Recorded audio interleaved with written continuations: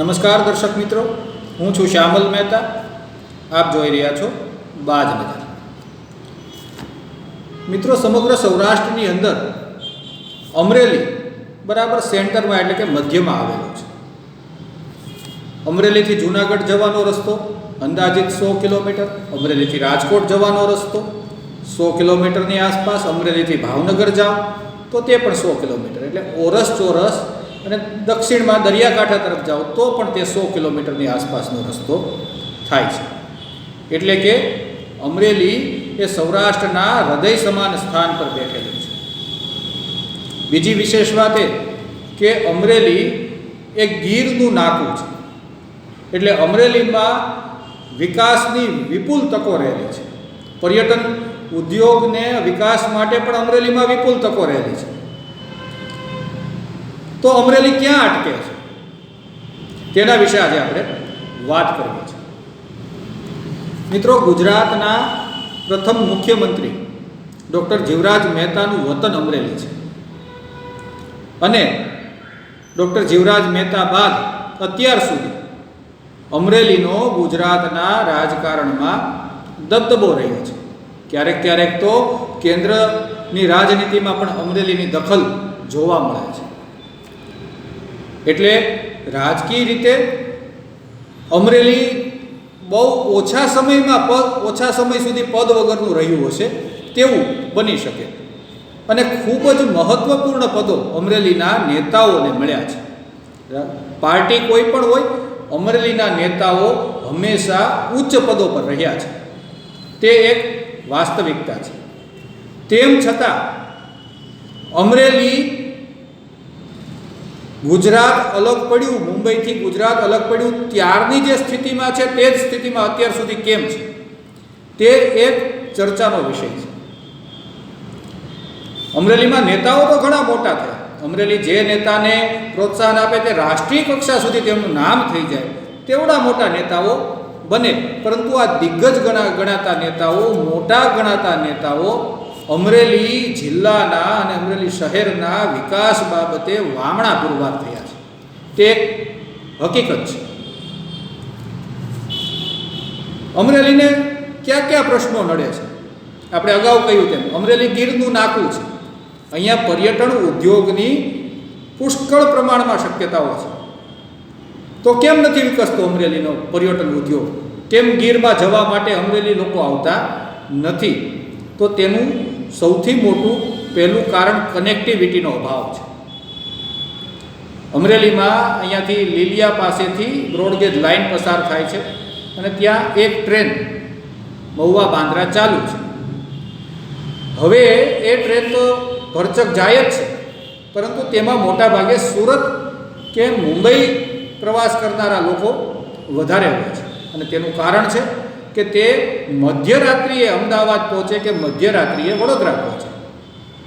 તો અમરેલીથી અમદાવાદની રેલવેમાં કનેક્ટિવિટી ઝીરો છે. આ એક છે, ત્યાંથી બેસવા માટે અને ત્યાં ઉતરવા માટેનો સમય મધ્યરાત્રિનો છે. એટલે જેમને કોઈ ત્યાં રહેવાની સગવડતા ન હોય અથવા કોઈને એવી રીતે ફાવતું ન હોય તો તે મધ્યરાત્રિએ અમદાવાદમાં જઈને શું કરે? અમરેલીથી મીટર ગેજના સમયમાં એક ટ્રેન ચાલુ હતી જે સવારે અમદાવાદ પહોંચાડતી. તે અમરેલીને ખૂબ અનુકૂળ હતી. આવી ટ્રેન બંધ થયા, તે ટ્રેન બંધ થયા પછી આ મીટર ગેજ જેવી એક પણ ટ્રેન અમરેલીને મળી નથી. એટલે અમદાવાદ વડોદરાની કોઈ કનેક્ટિવિટી અમરેલીમાં નથી. અમરેલીમાં હવાઈ પટ્ટી છે, પરંતુ પેસેન્જર એક પ્રાઇવેટ પ્લેન આવતું હતું. હવે કોઈ પેસેન્જર ટ્રેન મોટું અમરેલીમાં ચાલુ નથી. અમરેલીમાં જળમાર્ગ પણ અડે છે.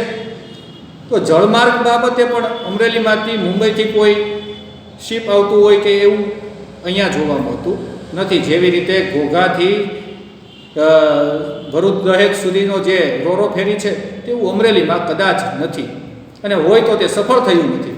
તે પણ એક હકીકત છે.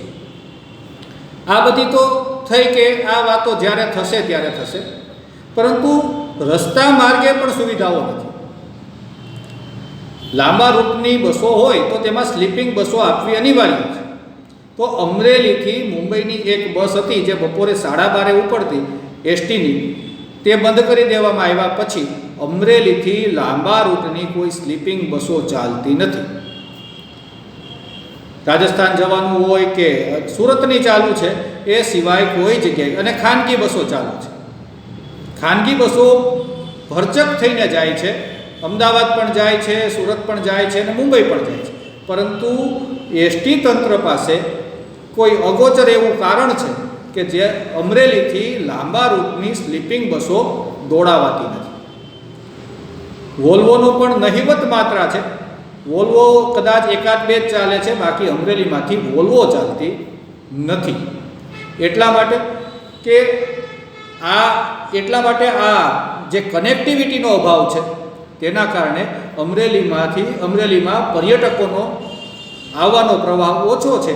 તેવો જ્યાં રેલવેની કનેક્ટિવિટી છે કે ભાવનગર છે કે રાજકોટ છે કે જૂનાગઢ, ત્યાંથી આગળના ગંતવ્ય સ્થાને જાય છે, તો અમરેલી અહીંયા અટકે છે. બીજી વાત, અમરેલી જિલ્લાનું મુખ્ય મથક અમરેલી શહેર છે. અમરેલી શહેર આજે પણ 78 વર્ષ જૂનું હોય તેવું લાગે. અમરેલી શહેરના વિકાસ બાબતે દરેક નેતાઓ મોટા ભણગા તો ફૂકે જ છે. કોઈ ગ્રાન્ટ મંજૂર થાય એટલે નેતાઓ જાહેરાત કરી દે કે અમે આટલા કરોડની ગ્રાન્ટ લાવ્યા. હવે આવી ગ્રાન્ટોનો આપણે જો હિસાબ કરવા જઈએ કે ગટર માટેની ગ્રાન્ટ આવી, રસ્તા માટેની ગ્રાન્ટ આવી, અનહદ ગ્રાન્ટો આવી, તો એટલા પૈસામાં તો અમરેલી આખું સ્માર્ટ સિટી બની જવું જોઈએ. તો એ પૈસા ગયા ક્યાં? આટલી બધી ગ્રાન્ટો જ્યારે દર 5 વર્ષે જે નવા નેતાઓ આવે તે જાહેરાત કરે કે અમે આટલા કરોડની ગ્રાન્ટ લઈ આવ્યા, અમે આટલા પૈસા મંજૂર કરાવ્યા, તો એ પૈસા અમરેલીમાં દેખાતા કેમ નથી?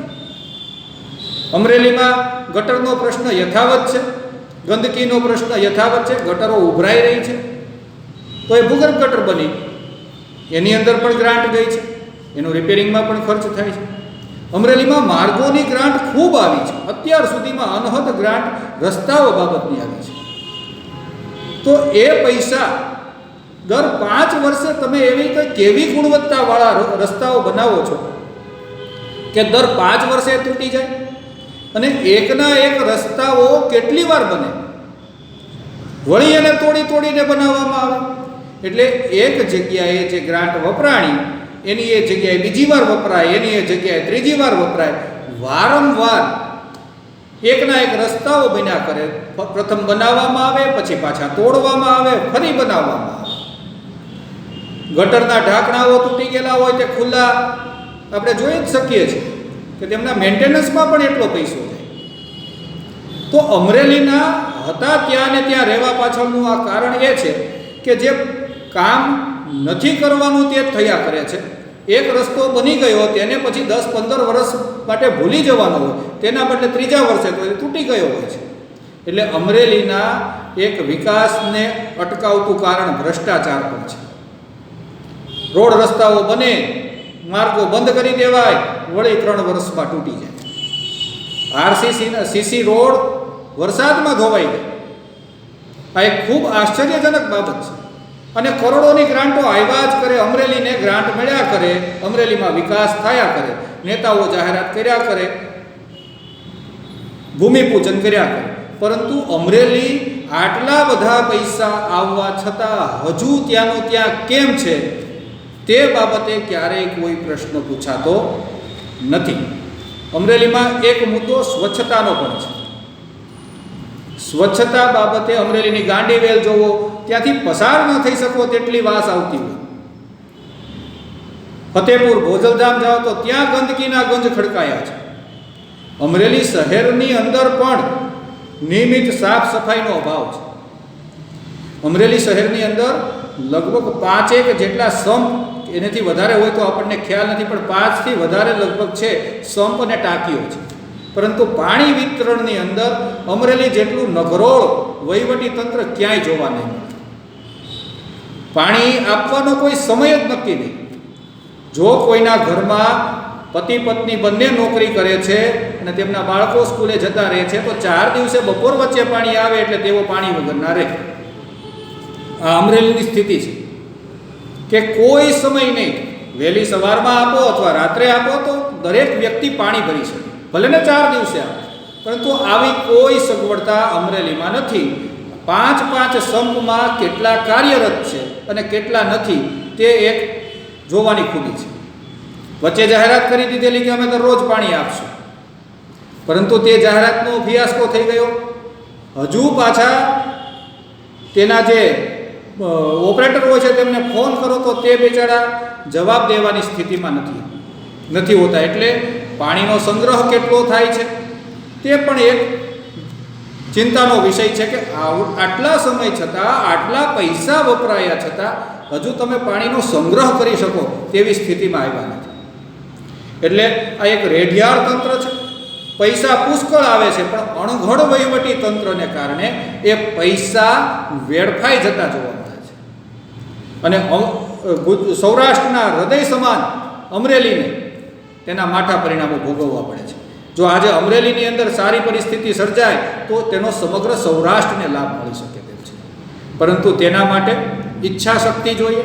અને અમરેલીના નેતાઓ આ બાબતે આપસી હુસાતુસી મૂકીને એકવાર અમરેલીનો વિચાર કરી અને જો પોતાની સત્તાનો ખરેખર ઉપયોગ કરે તો આ તમામ સમસ્યાઓથી આપણને બધાને છુટકારો મળી શકે એમ છે અને અમરેલીના વિકાસનો સમગ્ર સૌરાષ્ટ્રને લાભ મળી શકે તેમ છે.